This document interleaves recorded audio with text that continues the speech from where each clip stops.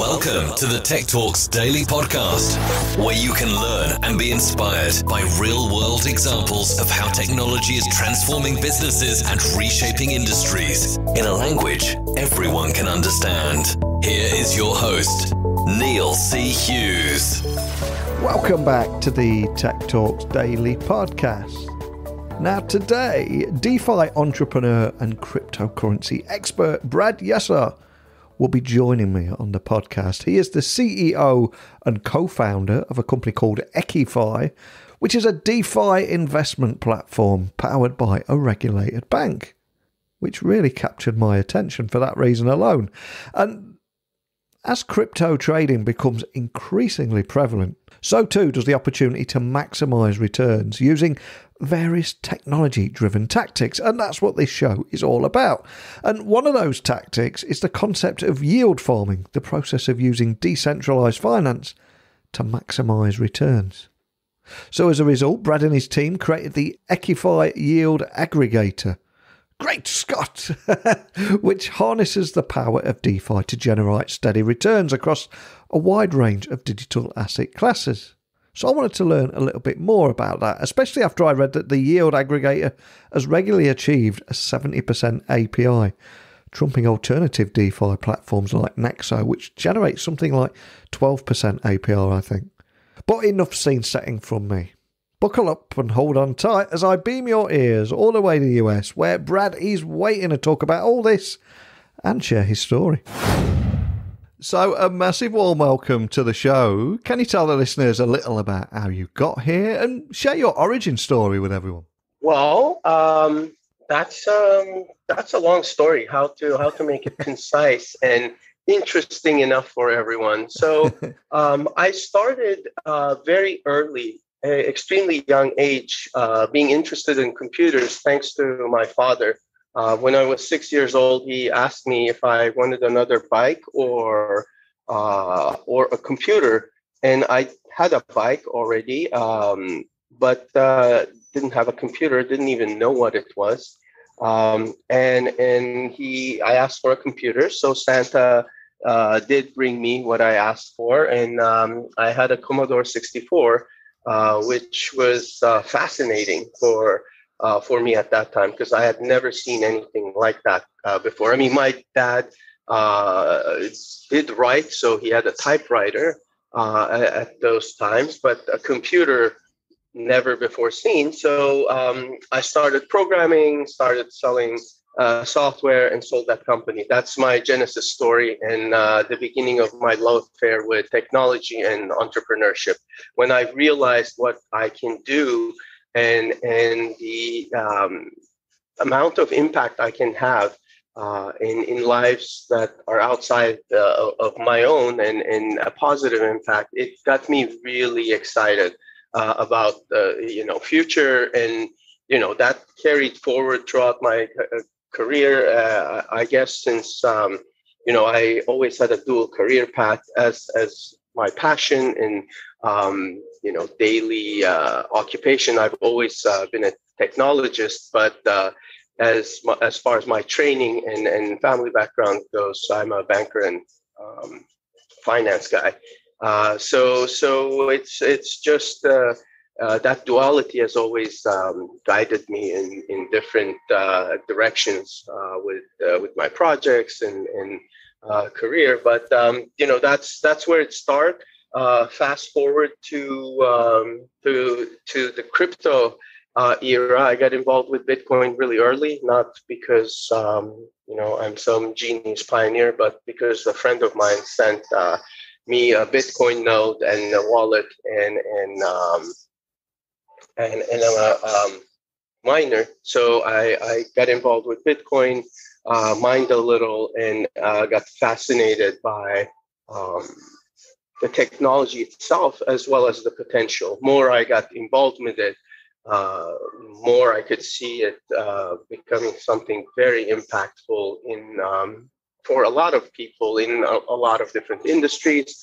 And then that continued with, being an investor, advisor, or partner in different crypto projects. Fast forward to 2 years ago, we started working on EQIFI. My co-founder, Jason Glick, and I were talking, and he said, let's do something in DeFi. We can really make a positive impact. The opportunity is great right now. And I agreed. So, we were just thinking about what we can do. And I said, look, I do want to build something, but something that's going to grow the crypto market cap, help other projects, not just cannibalize market share from existing crypto projects. And Jason is a banker. And I said, we should also try to solve for more than one problem, because I can, tell you what the issues are plaguing DeFi and crypto, which is basically lack of access to traditional banking and payment processing rails.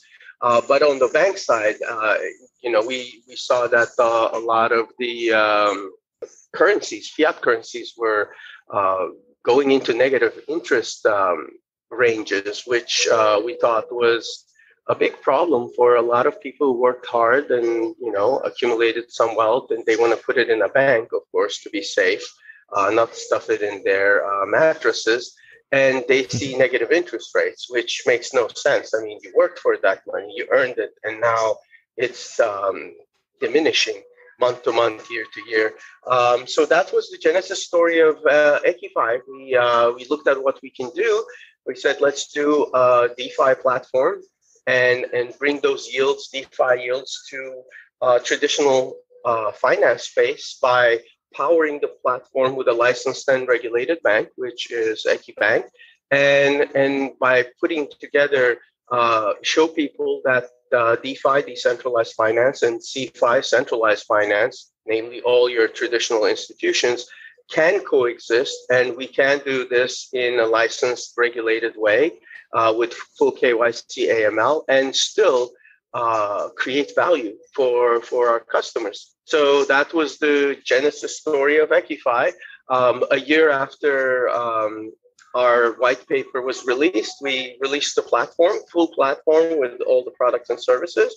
And 8 months later, now we have 30,000 users, several $1 million in value locked on the platform, and we're growing. And it's really exciting to talk to people who never could connect with the high-tech part of crypto and DeFi. They were always struggling with it, and with our platform, that's mainly what we're trying to solve for. We're trying to make it so simple, so intuitive that people are able to get involved, able to try it out, and get excited about once more earning positive interest rates on their life savings. What a great story. And one of the reasons I always ask about the origin story is after 2,000 interviews on this podcast, you will be amazed how many people say it started with the Commodore 64. Little did anybody know the power of that pretty basic machine back then, and how many careers were built off the back of that, having that machine as a small child. But of course, from there, what you're doing at EQIFI actually is what many are calling a leap forward in permissionless processes for international banking and financial services. But of course, the success of any new technology is always around adoption. That'll be the key to success. So how are you planning to bring DeFi to the masses and increase adoption? Is there anything you can share around that? That's a great question. And that is a question we ask ourselves every day. Yeah. There is 24 people on my team that ask that question every day and try to answer it as well as they can. And the key elements that we have identified is education. There has to be education because this is such a novel idea and technology that a lot of people don't know anything about it, and obviously, if you don't know about something, it makes it very difficult to adopt it. And then ease of use. If you look at the history of innovation in fintech, when the first Diners Club card came out, people didn't use it. That's why it was diners clubs. So, they try to incentivize and explain to people that you can buy food with it. You can buy a dinner with this card. Then once they saw some adoption at that level, and people saw that they didn't have to have cash on them, and this plastic card could actually allow them to buy something, then it evolved into, I can purchase gas with this. I can buy food. I can buy other things. And fast forward to, this decade, most purchases are no longer in cash, but they are with credit or debit cards. So it takes a long time for people to realize the potential of a technology. It was the same with in internet banking. I remember my grandparents not wanting to have an online account because they thought it wasn't safe. They were like, the safest thing we can have is to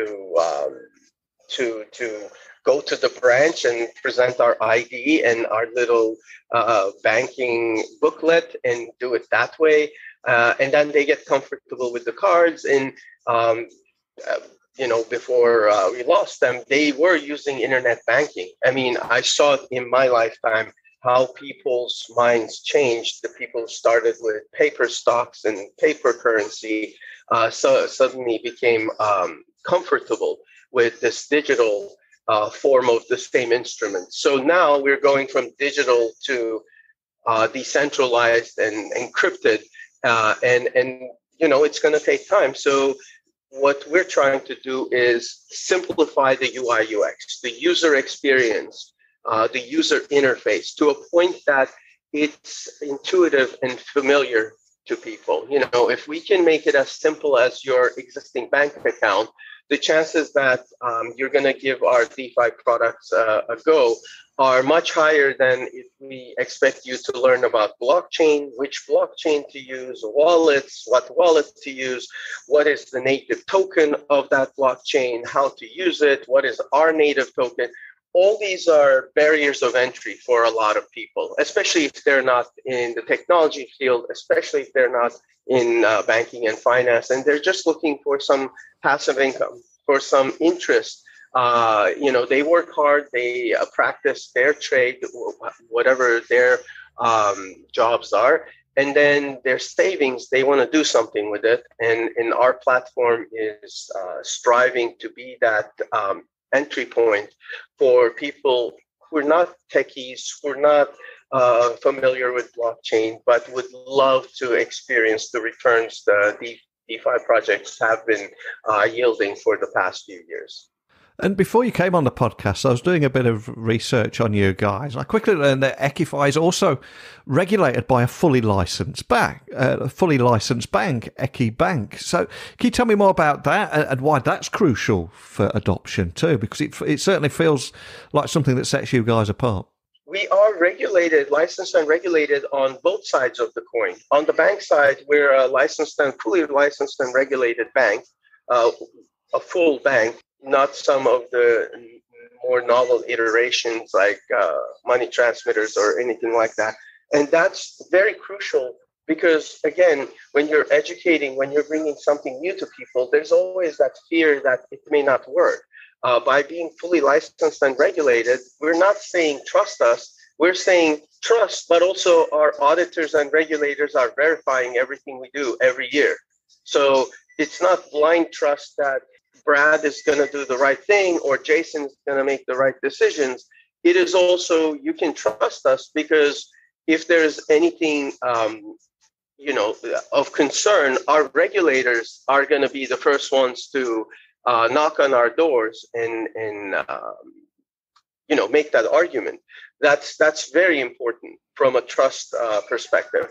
On the DeFi platform side, EQIFI side, we're also licensed and regulated. We have a money manager license. And that's also very important because our yield product is an investment product. And we didn't want to, be in this gray zone and not be able to tell people, well, we don't need a license because the technology works this way and make excuses. We wanted to have all the licensure required for us to create these products and services. So if someone either a user or a government official comes, they can see that we took all the steps to be transparent and compliant with what we're doing. And the most important thing is the EQIFI's genesis idea was bridging the divide between DeFi and traditional banking. And there was no way we could have done that if we didn't have a bank supporting us, if we didn't have a banking license, because there is a lot of fear at the moment in traditional banking and finance space towards crypto. I mean, just today or yesterday, some news came about JP Morgan saying Bitcoin is a more promising alternative digital investment than real estate or something to that sort. And it was huge because just as early as 3 years ago, the CEO of JP Morgan Chase was saying, Bitcoin is a fraud and a Ponzi scheme. Mm-hmm. So as that fear of unknown changes from fear to recognition to acceptance, we want to spearhead that. We want to be the regulated organization that has roots on both sides, traditional finance as well as decentralized finance, and be a driver of those conversations where people in places where these decisions are made to recognize an asset as an asset on the books, or recognize it at the government level as a certain type of product or service, or again, some form of investment. It's very important to have those licenses and have an open dialogue with the regulators and be a part of that conversation. And we're excited to be in this position. And there is so much hype and excitement around DeFi at the moment and Web3, etc. But I'm curious, how do you see DeFi in particular impacting mainstream business and finance around the world? Obviously, you're right in the heart of this, so you're probably seeing a lot more than most people listening, right? So I think with DeFi, the impact is either immediate and very tangible, or the impact is peripheral, but at the core of the industry. And what I mean by that is some businesses are directly affected by DeFi products and services because they can't compete with them. And that's creating an opportunity for them to look at what this is and see how they're going to compete with it. Because globally, there's always a competition for more investments, more deposits, and the winner of that is going to be the product and service that gives the most value back to its users and the customers. So a lot of organizations see their products and services in competition with decentralized versions of those, which is really good because now instead of looking at it like a theoretical exercise in decentralization, they're seeing it affect their industry, their markets, and looking at it more seriously, which I believe is going to increase adoption in the highest levels. The more peripheral the impact is, then it becomes an industry changing event, because even those who are not impacted directly by any DeFi products and services are looking at it and saying, this is interesting. I can eliminate 4 layers of middle management just by using smart contracts and verifying them and auditing them and eliminating the manual checks and balances of someone signing off on documents and stamping them and reviewing them and whatever it may be, which I find fascinating because that's not a DeFi product that they need to pay attention to, but decentralized business models and processes that can really be implemented by any industry player. There is no monopoly on decentralizing your loans and being able to offer microloans. There's no monopoly on using smart contracts to speed up, contractual agreements, signatures, and review processes, things like that, which I think a lot of the industry players are going to adopt before they go full into decentralized financial products. And it's a very exciting time for the industry, because as more incumbents understand these technologies, they're seeing the opportunities again. They're looking at it, and I'm not advocating any job loss for anyone.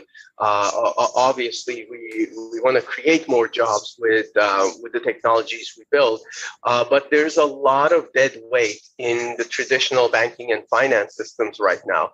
People that are very smart, very experienced, just having to do mundane tasks because we haven't had a technology solution that could enable them to do more as a technology layer, as something they also can implement. It's going to make their products and services more efficient, and hopefully make it better for their customers as a result. Fantastic. And another area I know that particularly excites you, and I think it will possibly help bring everything we're talking about to life here. Can you tell me more about DeFi, yield farming, and how retail investors can actually boost their crypto portfolio? Okay, so I think DeFi is a new way of getting exposure and investing in cryptocurrencies and different projects without having the traditional equity or debt model. I actually gave a speech about that here at the conference, but the most exciting thing is when you invest in DeFi products, they're highly liquid. So your investment is not locked for 5 to 10 years like a traditional equity investment, and you can see the results really quickly and react to it. If the results are great, you can take some profits out, and if they're not that good, you can still get out of a project if you don't feel comfortable with what's going on. I can give you an example with EQIFI. We have a yield aggregator product. The yield aggregator product we have was built because of a personal need. I was spending a lot of time putting liquidity into different liquidity pools, and liquidity pools are pairs of cryptocurrencies that people exchange, and as a result of that exchange, a fee is generated because the pool takes a fee from each exchange. And by providing liquidity to those pools, you participate in those fees and earn some ROI on it. And I found myself spending 2 to 3 hours a day optimizing which pool to be in, how much to allocate, try to assess the risk on it. And I realized it's not sustainable. As more and more pairs are launching, more crypto projects are coming to life, it's becoming almost a full-time job to have an optimized strategy. So we built the Yield Aggregator, which is an incredible passive income tool for investors looking to get exposure to a basket of cryptocurrencies, a basket of projects, and do it without having to do the daily due diligence, research, and adjustments as they're needed. We do it programmatically, so smart contracts and analysis of the blockchain help us determine what pools to allocate how much and what returns to expect. And that's allowed us to return market-leading, yield on investments without having to employ a team of 100 analysts or our users having to spend hours every day optimizing their portfolios. So that's a really novel and exciting way to invest in crypto now, where you just go to our platform, to eqifi.com, and you place the crypto you have into one of the pools based on your expectations of return and risk appetite. And we do all the work for you. And then, after 3 months, 6 months, a year, you have your passive income. You can, of course, liquidate at any time. You can decide, I want to take out my profits. I want to take out 20% of my investment. I need to take out all my investment out. So because of a life-changing event. So there's minimal resistance to changing the position, and it's also a really nice yield. So it's a way to get exposure and invest in crypto without having to buy tokens yourself, without having to invest a lot of time and energy into it. And I think more of these products are needed to get more people comfortable and open up their portfolios to more, crypto investments. And as for yourselves, what's your big focus for the rest of the year? I know you've just spoken passionately about everything we've talked about today at a conference in Monaco, but what's your big focus for the rest of the year? Our big focus is building. I'm a firm believer in bear markets being the best time to build and gain more market share and grow. So we feel we're well positioned to do that this year, and excited to see where the year is going to take us. Because when it's a bull market, and a really heated bull market, there's a lot of noise in the market. There are a lot of projects that pop up, mostly hype, mostly with unproven track records and things like that. And regardless of how well our project is positioned and staffed, we're still competing with those for attention and for users, which isn't always an ideal thing, because it confuses people when there's a project that's saying we're going to return 4,000% APY, and we're saying we're returning 70 or 45 or 20. They're like, what's wrong with you guys? Why aren't you returning 4,000% APY? Now we need to educate people on how that's not sustainable, and how they should try to ask the question, where's this value creation coming from? So in a bear market, you don't have those issues, and it allows you to really focus and educate the right people and grow your platform and business methodically. And that's what we're going to focus on. We want to add more metaverse partnerships. We were the first bank to discuss opening a branch in the metaverse, like a full branch, not a lounge like some others did. And we were the first bank to issue an NFT debit card, which is really exciting, because the card works in the metaverse as well as real life. You get a copy of your digital card in your hand. You can go buy coffee with it and go into the metaverse and buy a virtual coffee. And so we want to bring that to more metaverses. We want to open up more partnerships. We're a firm believer in bringing our products to all the blockchains. As long as there's a way to create or recreate our DeFi products on a certain blockchain, we want to partner up with them, and we want to open it up to their community members. So we're going to be adding 2-3 more blockchains this year. Obviously, build our DeFi products on those. We're also very excited to bring all the banking products onto the DeFi platform. Currently, our banking products have their separate login. Our DeFi products have their separate login.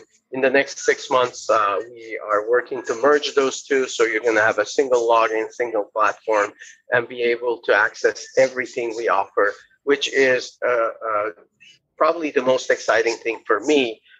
Because I know once bank clients, traditional fiat accounts start seeing crypto products and DeFi pools and yield aggregator options in their portal, it's going to get them interested, at least curious about it. So it's going to be an opportunity for us to educate those people. And the same thing, once the DeFi users start seeing open a bank account and, here's what are following currencies you have and things like that, they're going to realize how powerful having everything on a single platform can be. And that was our vision from the beginning. We were excited to bridge DeFi and banking together. and create one single platform for everyone's financial needs, not just crypto or traditional, but everyone coming together and getting all their needs and earning really good passive returns on their investments and on their accounts with this hybrid model. Well, one of the reasons I invited you on the podcast today was to introduce listeners to the work that you're doing and help demystify some of this technology and put it in a language that everybody understands. And you've revealed a lot already, but for any loyal members of your community who've patiently listened to an overview today, hoping to hear maybe a few teasers of things to come, is there anything else you can share or leave us with today that will just keep your community happy or guessing, whichever it might be? Wow. My marketing team is not going to be happy if I start revealing news and updates and overriding their protocol and calendar.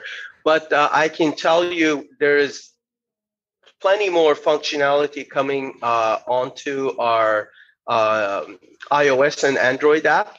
So we have an app, and that allows you to currently send any amount to anyone who also has the app for free. So for cross-border transmissions and things like that, we plan to be the go-to solution for everyone who's tired of paying high fees just to send money to their loved ones. On top of it, we're adding a bunch of new crypto assets as accepted assets on the platform. I don't want to name any because that would,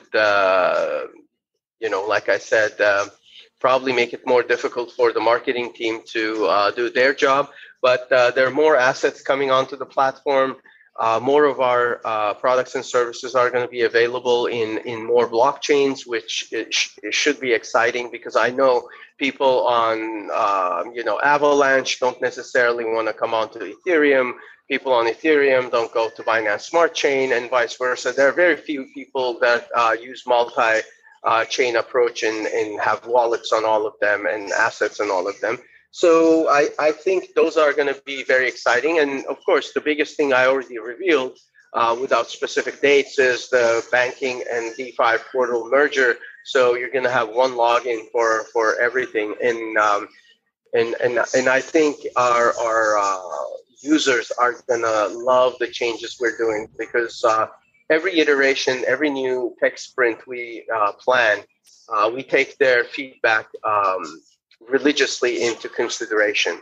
We look at what our community wants, what our users are asking for, what issues they're experiencing, and prioritizing those so that the next version of the app feels much more familiar, much more usable, and exciting to them.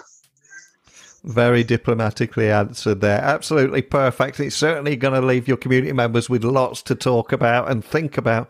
But the ultimate message is there's lots of great things to come.